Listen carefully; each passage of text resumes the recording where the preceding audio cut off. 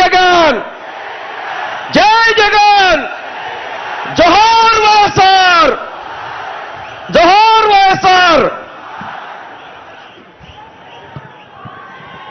దయచేసి రోడ్డుపై ఉన్నటువంటి బస్సు డ్రైవర్లందరినీ కూడా రిక్వెస్ట్ చేస్తా ఉన్నాం. కిలోమీటర్ల దూరం ట్రాఫిక్ జామ్ అయింది. దయచేసి బస్సులన్నీ కూడా మీకు కేటాయించినటువంటి పార్కింగ్ స్థలాలకి తీసుకెళ్లవలసిందిగా రిక్వెస్ట్ చేస్తా ఉన్నాం. అదేవిధంగా రోడ్డుపై ఉన్నటువంటి కార్యకర్తలందరినీ కూడా ప్రాంగణం లోపలికి రావాల్సిందిగా కోరుతా ఉన్నాం. ఎందుకంటే ట్రాఫిక్ జామ్ అవుతా ఉంది. దయచేసి అందరినీ కూడా సహకరించవలసిందిగా పదే పదే మిమ్మల్ని అందరినీ కూడా రిక్వెస్ట్ చేస్తూ పోలీసు వారిని కూడా రిక్వెస్ట్ చేస్తా ఉన్నా. బస్సులను ముందుకు పంపించవలసిందిగా రిక్వెస్ట్ చేస్తా ఉన్నాం. తర్వాత పార్లమెంట్ సభ్యులు కేశినేని నాని గారిని మాట్లాడవలసిందిగా కోరుతున్నాం.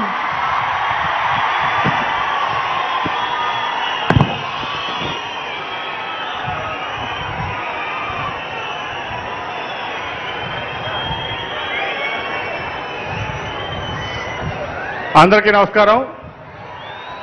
వేదిక మీద ఉన్నటువంటి పెద్దలు, అట్లాగే ఈ సిద్ధం కార్యక్రమానికి విచ్చేసినటువంటి వైఎస్ఆర్ కుటుంబ సభ్యులందరికీ కూడా పేరు పేరున హృదయపూర్వక నమస్కారాలు తెలియజేస్తున్నాను. ఈరోజు మీ అందరికీ తెలుసు, ఈ మధ్య నేను వైఎస్ఆర్ కుటుంబంలో నేను కూడా చేరటం జరిగింది 20 రోజుల క్రితం. ఒకటైతే నేను ఖచ్చితంగా చెప్పగలను, నమ్మకానికి మారుపేరు జగన్మోహన్ రెడ్డి గారు, మోసానికి మారుపేరు చంద్రబాబు నాయుడు గారు. అట్లాగే ఈరోజు పేదల పక్షపాతి జగన్మోహన్ రెడ్డి గారు, అట్లాగే ధనికుల పక్షపాతి చంద్రబాబు నాయుడు గారు. మీకు ఇంకోటి ఏంటంటే, ఈరోజు సమాజం కోసం పాటుపడేది జగన్మోహన్ రెడ్డి గారు అయితే, కేవలం పనికి మాలిన కొడుకు కోసం పాటుపడేది చంద్రబాబు నాయుడు గారిని ఈ సందర్భంగా చెప్తున్నా. దాదాపు 10 ఏళ్ళు తెలుగుదేశం పార్టీ ఎంపీగా పనిచేశాను. ఈ 4.5 ఏళ్ల నుంచి కూడా నేను జగన్ గారి పాలన చూస్తున్నా. ఈరోజు ముఖ్యంగా ఈ భారతదేశంలో నేను చాలా రాష్ట్రాలు చూశాను, అన్ని రాష్ట్రాలు ఆల్మోస్ట్ ఎంపీగా నేను చూశాను.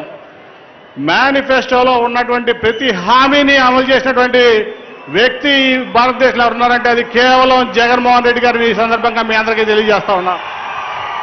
అట్లాగే ఆయన ప్రపంచంలోనే పేదల కోసం 2.5 లక్షల కోట్ల రూపాయలు పేదల కోసం ఖర్చు పెట్టినటువంటి వ్యక్తి జగన్మోహన్ రెడ్డి గారు.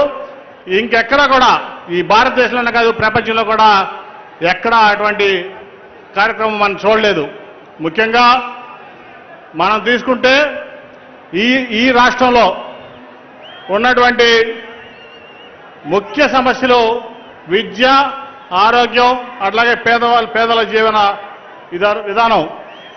దాంట్లో తన పిల్లలకు లేక పేదవారి పిల్లలు కూడా చదువుకోవాలి, అంబేద్కర్ అంత గొప్పగా రావాలని చెప్పి తప్పించేటువంటి ముఖ్యమంత్రి గారు జగన్మోహన్ రెడ్డి గారు. మీ ఆరోగ్యం పట్ల, అట్లాగే మీ జీవన విధానం పట్ల ఆయనకున్నటువంటి కమిట్మెంటు మనం ఈ భారతదేశంలో కూడా ఎక్కడ చూడమని తెలియజేస్తూ, మరి నాకు ఈ అవకాశం ఇచ్చినందుకు అందరికీ నా కృతజ్ఞతలు తెలియజేసుకుంటూ, మనందరం కూడా జగన్మోహన్ రెడ్డి గారిని కాపాడుకుంటేనే, మళ్ళీ ఎన్నికల్లో ఫ్యాన్ గుర్తుకు ఓటేసి జగన్మోహన్ రెడ్డి గారిని కాపాడుకుంటేనే ఈ రాష్ట్రం బాగుంటుంది, సుభిక్షంగా ఉంటుంది. ఎందుకంటే పేదలు సంతోషంగా సుఖ సంతోషాలతో ఉంటేనే ఏ ప్రాంతం అయినా అభివృద్ధి చెందుతుంది. అదే నిజమైన అభివృద్ధి అని తెలియజేసుకుంటూ ఈ అవకాశం ఇచ్చేందుకు కృతజ్ఞతలు తెలియజేసుకుంటూ సెలవు తీసుకుంటున్నాను. Thank you.